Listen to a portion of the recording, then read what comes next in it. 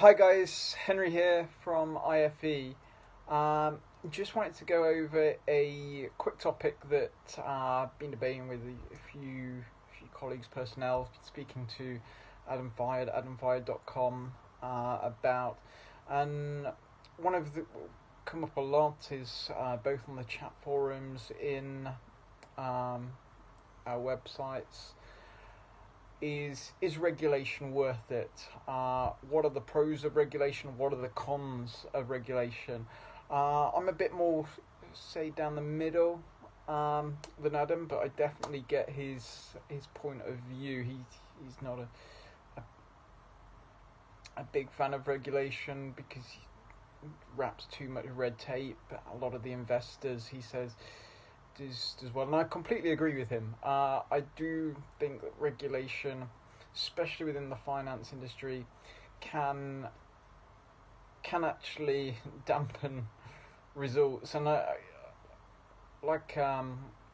for example, on the exams, they state when you're married you should first look at protection, which you should do rather than looking at investment.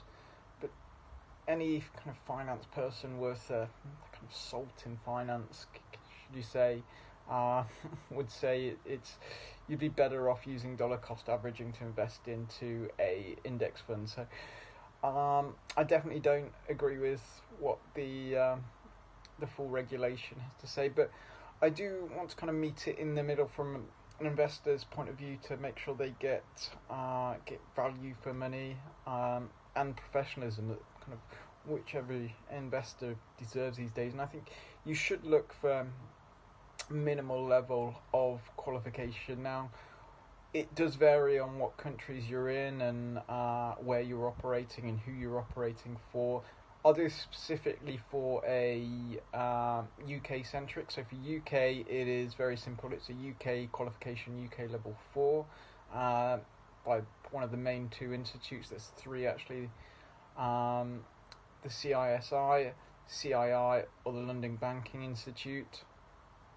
That's level 4 in the UK. That means they've got kind of qualifications in the UK. It's not that difficult. It would take about a year, 18 months, probably 2 years if you're doing it part-time to get it. So it should be kind of the bare minimum. It's kind of a degree standard, but compare that to what other professions have to go through, lawyers, dentists. It's really not that long, so I think it should be kind of adhered to.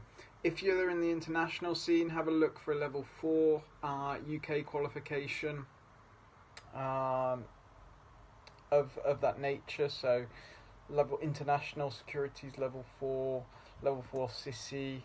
They do Pacific international ones for them. So make sure they have the bare minimum of that. And if you are looking for specific advice, pension transfers, or you want an Australian specialist, make sure they've got qualifications in those areas.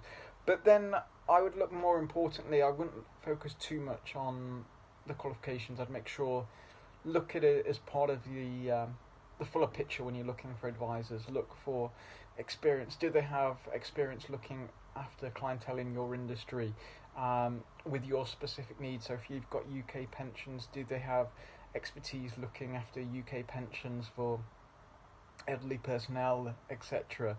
Look for that probably more than you would just for qualifications, because the qualifications are quite dry. They don't involve too much common sense. They are definitely useful, but yeah, they do lack a bit of common sense. I'd look for more in the practical world. Do they have experience? Have they got a kind of portfolio of clients that would recommend them in that field that you're looking for? So that's my thought, guys. Let me know what you think, and feel free to comment below on either mine or Adam's videos. Cheers.